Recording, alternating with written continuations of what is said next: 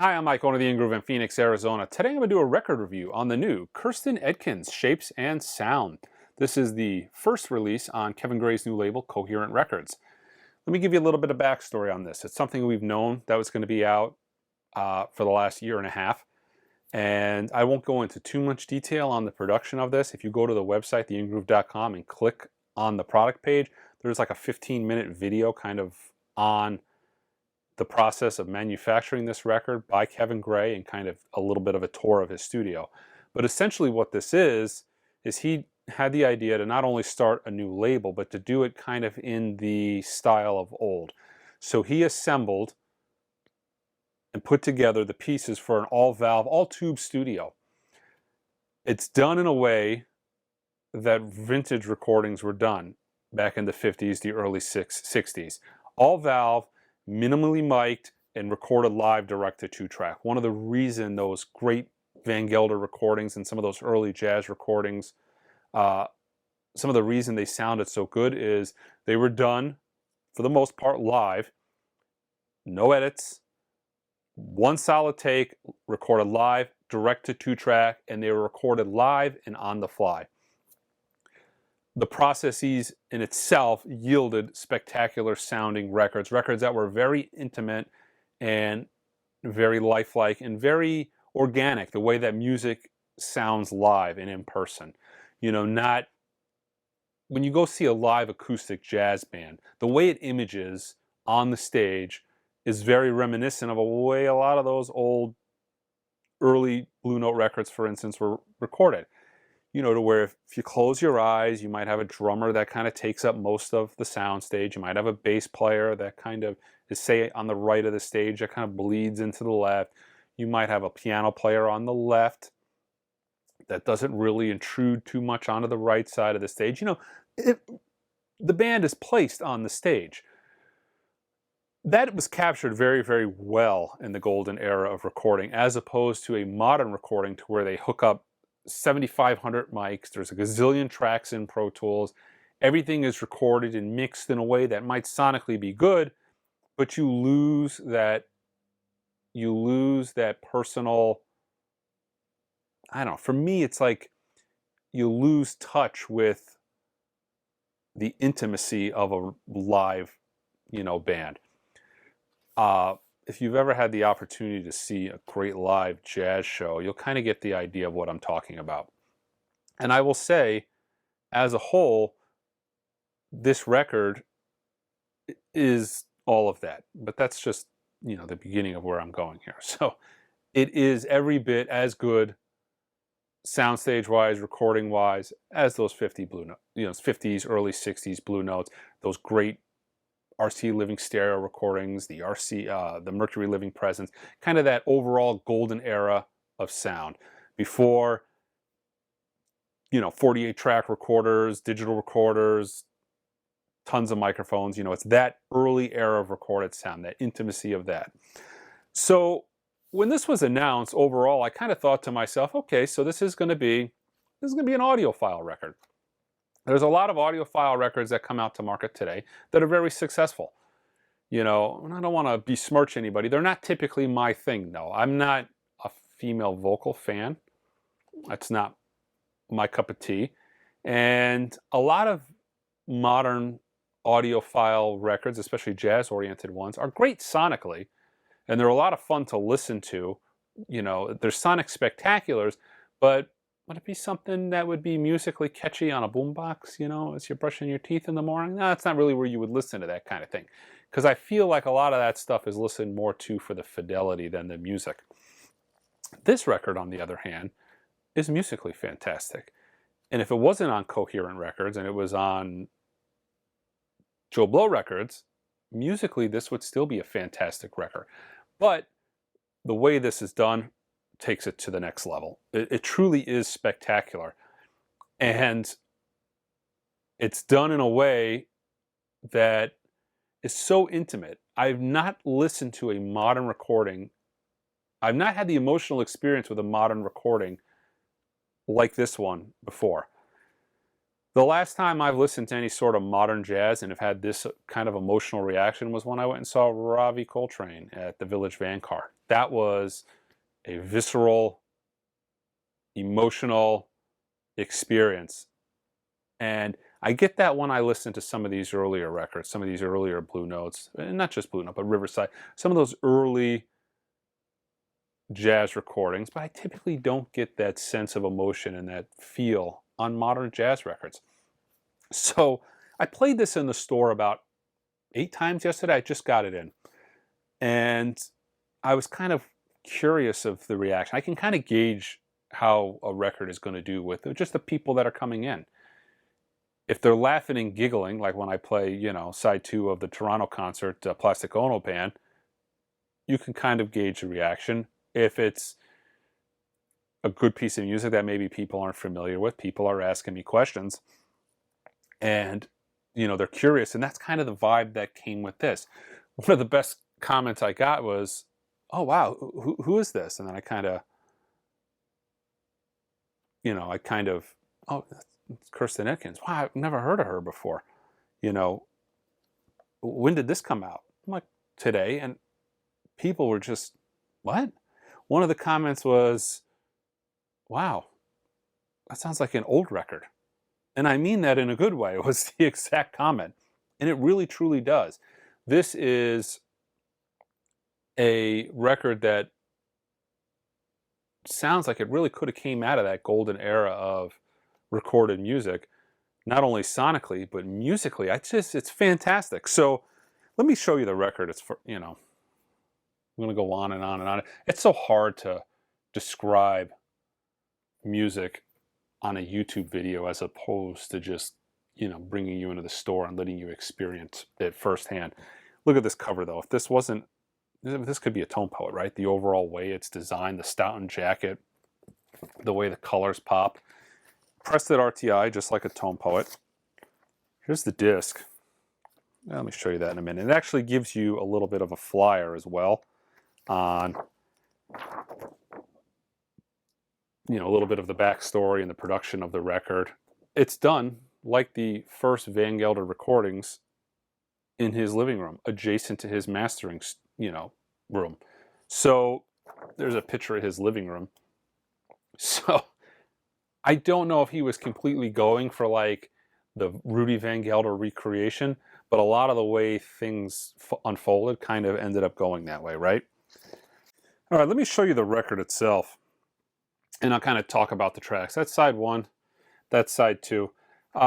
My favorite 2 tracks on the record are actually track 1 on side 1 and track 2 on side 2, and I think the overall winner on this disc for me is Sweet Pickles.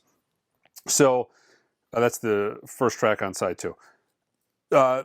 You've got 6 originals by Kirsten, which are absolutely fantastic. They're great. She's a wonderful composer. Just fantastic, musically put together pieces. They're just great. So, and it's odd because she pairs it here with Dedicated to You, which is a standard. It's been on probably 100 different recordings. It was on the John Coltrane, Johnny Hartman record. And I actually think that's the weakest tune on this record. And I think that's a compliment to how fantastic her pieces truly are. So you got Party Slug. So side 2, Sweet Pickles, I'll talk about that a little bit more, just because I think that is kind of for me, it was kind of the perfect tune. That's one of the tracks where she actually is accompanied by the trombone player. There's, I think, 3 tracks on this record that actually feature a trombone player. The interaction and the interplay between those 2 musicians is fantastic. The piano on that track is absolutely fantastic. The drummer on this album, that's, oh man, I'm going to butcher his name, Chris Wabbage. His brushwork is absolutely fantastic. It's so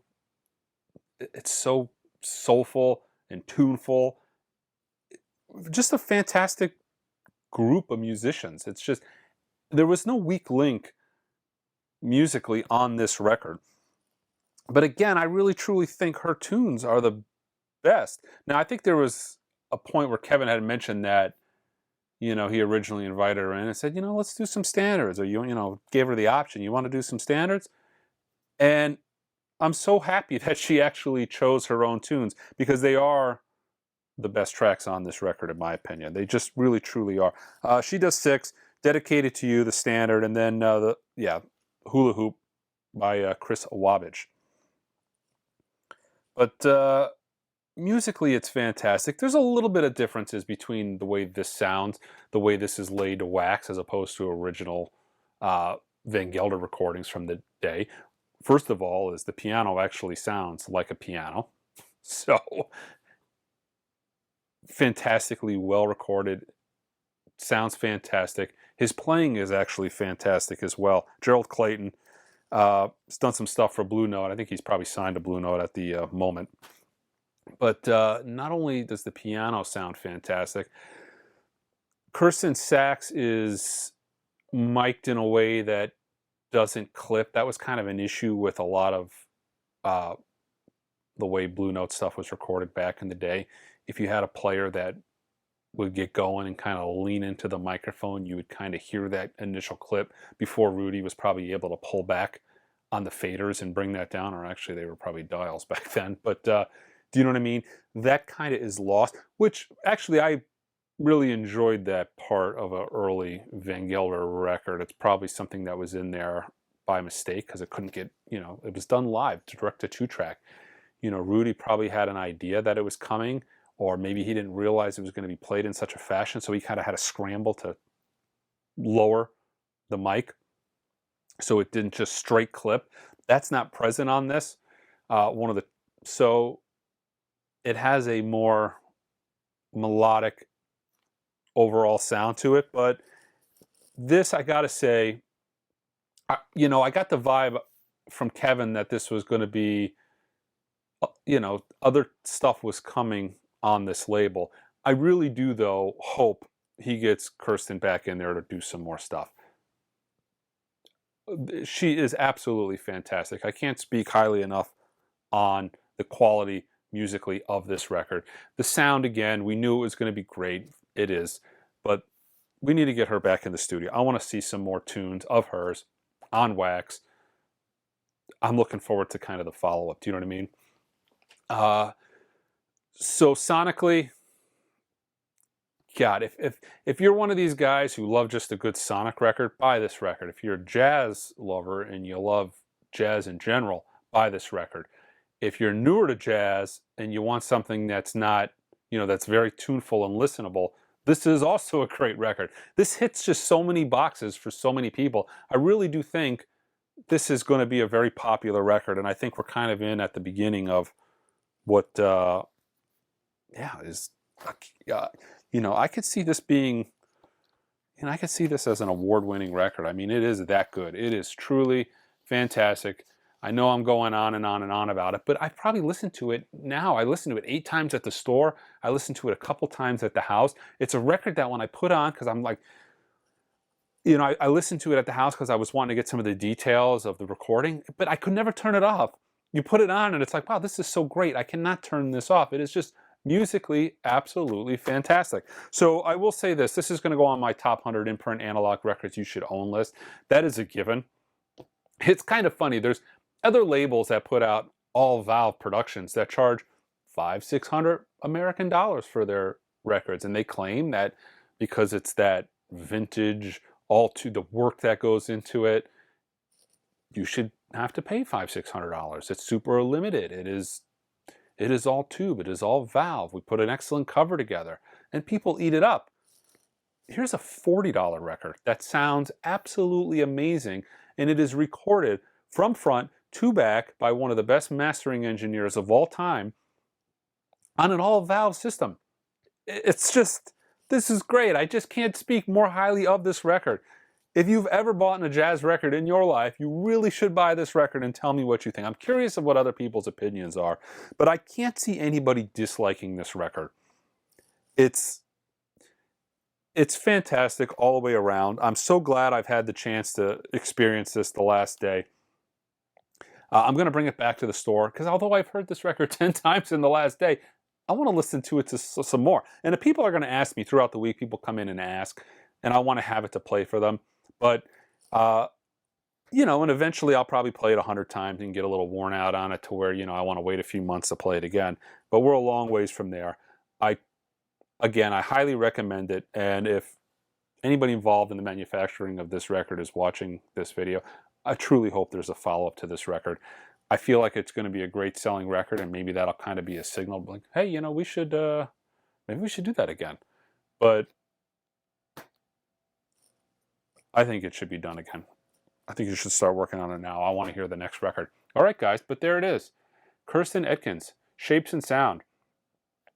Clearly the best record so far of this year, sonically and musically, and one of my favorite releases to come out on vinyl in years. It is absolutely fantastic.